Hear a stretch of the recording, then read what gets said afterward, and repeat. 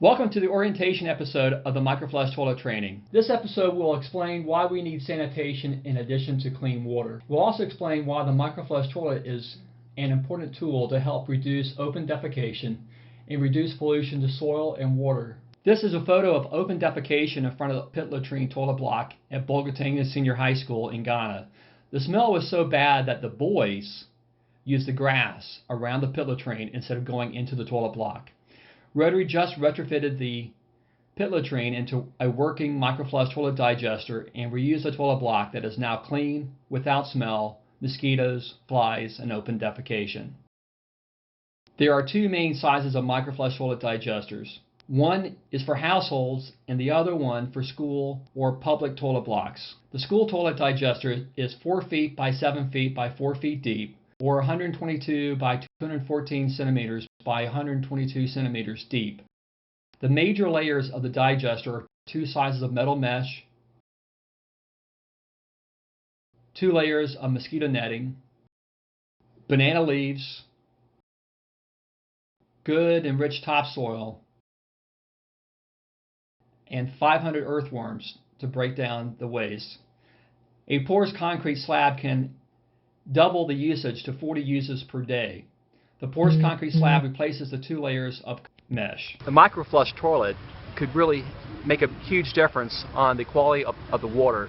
You can see behind me just how polluted this river is in Ghana, but what you can't do is smell the river and smell the water. And if anybody uses this water to drink, it is just sad. We've focused on drilling new boreholes or wells because the need was obvious. Sanitation and hygiene need to be part of every water sanitation and hygiene project. 4.5 out of 7.5 billion people need good sanitation. 75% of deaths caused by waterborne diseases can be prevented by having safe water to drink, good and sustainable toilets, hand washing with soap and water, and good hygiene training. Clean water with sanitation and hygiene is the best way to save lives. In February 2014, an assemblywoman named Stella Anahor in Bolgatanga, Ghana, made an appeal for sanitation. She said, "We haven't got a place. Old men, old women, and young girls just go behind those rocks to relieve themselves. We have 4,000 people in my electoral area that do not have any sanitation. It is our appeal that you go back home, that you remember us and our need for toilets." Stella's appeal forced us to realize that clean water without sanitation was not good enough.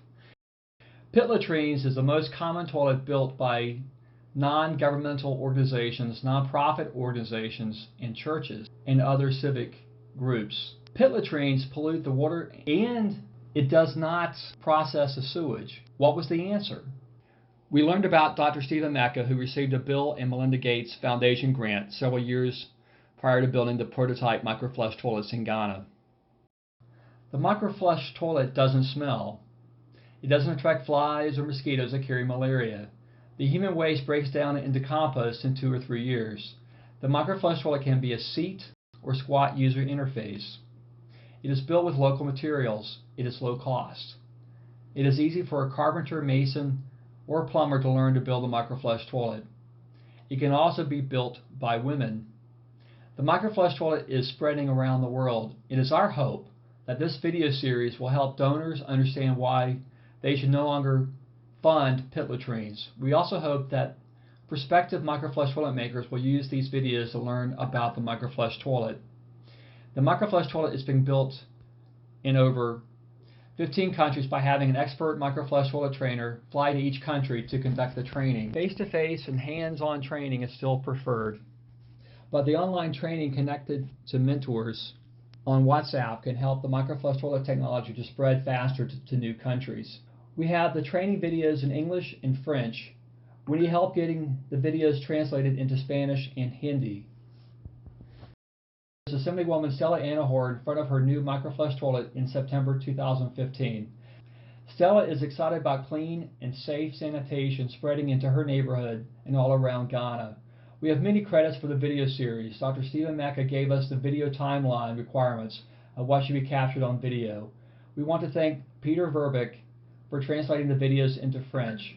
Carl Trelevin and Walter Hughes produced the videos in 2018. Michael Anakazi was the expert Microflush toilet maker and trainer who supervised the household toilet build near Techiman, Ghana. We thank Microflush toilet makers Jeffrey Nkundi, Justin Marchesi, Maureen Ayesigi, Dennis Ruben Gakini, and Eric Ajaman. We dedicate these videos to honor the memory of Dr. Stephen Mecca. We also thank funding for the build of the Microflush toilets by the Rotary Foundation and Rotarians around the world. Shell Bulliard Douglas watched each training episode and provided feedback for us to make the videos better.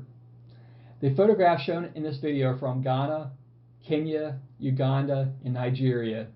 The Microflush toilets are transforming families in communities and children in schools. Please watch all the training videos. Please stop building pit latrines and move into the future. Ask us questions. We will connect you with a mentor and a trainer. Enjoy the videos.